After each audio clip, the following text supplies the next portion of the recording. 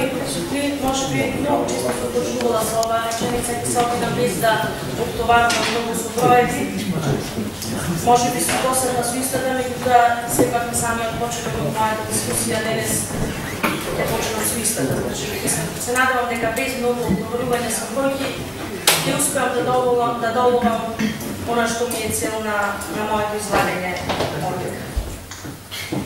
Со ребаланс на буџетот со кој веќе ги надминуваме 25 милиони евра, без да навлегуваме во пикантериите, затоа што за жал за нити не можеме да говориме токму заради транспарентноста која за мене не постоела, заради недоволниот пристап кон аналитичните картици, кои што ден денес опозицијата ги нема.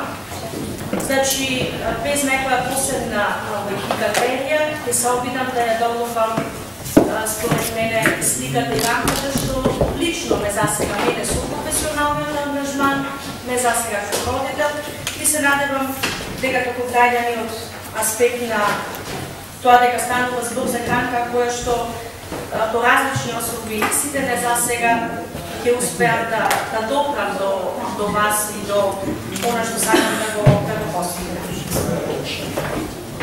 Она за што опозицијата говореше во минатото и на претходни мои дискусии го изложува е нешто на што укажувавме, меѓутоа за жал немаше дослух, за жал тоа беше ставано од чаша. Не знам дали можеме во надеж дека нема излезена површина, дали можеби во меѓувреме ќе се коригираат работите.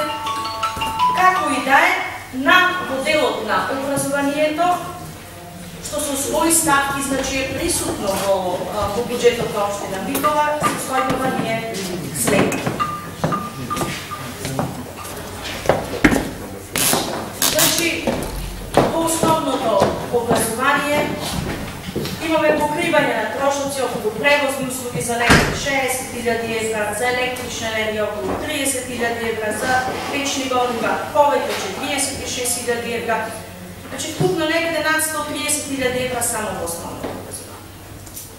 Во средното, под истите тие ставки, електрична енергија, водовод и канализација, ѓубретарина, течни горива, над 112.000 евра.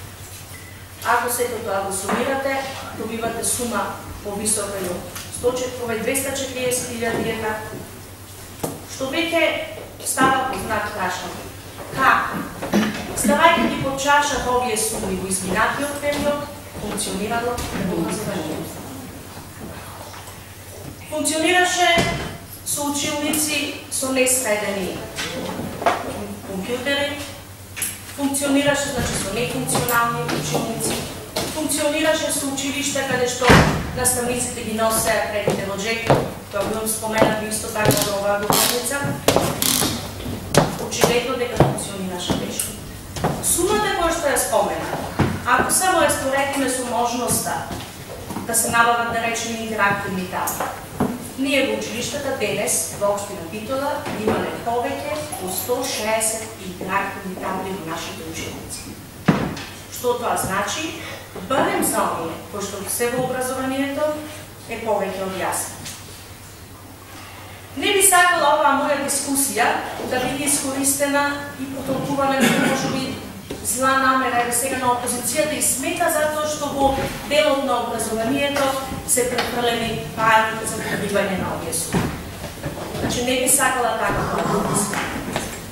Она што сакам да го посочам, ако ви смета е всушност, зошто дозволивме да дојдеме до оваа ситуација, за да сега во образованието ни се среќаваат трошоци од камати, судски решенија, дополнително, кој што дополнително можеше да биде искористено во истото образование за нагледни средства, кој што ако погледнете во буџетот, поставката нагледни средства во образованието, истата е значи намалена. Нешто слично се случува, да речеме, ако земеме да разгледуваме како ми се движат бројките, значи сумите, и во програмата што се однесува за домот за стање. Значи и таму имаме суми со кои се покриваат некои вакви, да кажем, дупки кои што ни се влечеле од минатото. Така да сега истите ги покриваме. Ама ако погледнете, ќе видите дека ставката за хигиена е намалена. Сума сумарно гледано, значи подтонувањето на работите под чаша само може да ни ја отежна слика и наместо овие суми, што сега буџетот, макар кртно, со некоја уметност, успеал да ги преку ребалансот, да ги покрие овие трошоци, наместо да зборуваме за суми кои што би значиле развојни компоненти во нашата општина. Независно дали тоа ќе биде во образованието или да речеме во другите сектори во општината. Тоа е нешто што општината изгледа дека во овој момент може да го покрива, успева да најде средства. Не го сторила тоа порано, не знам од кои причини, може би надевајќи се дека тоа повеќе ќе го направи побрзо централната власт, меѓутоа не е лошо. Заедно што централно локално гледано ние имаме иста политичка партија на сцена. Понекогаш треба и меѓу себе и своите да ги искритикуваме, за да не доаѓаме до вакви ситуации. За доброто, почитам се.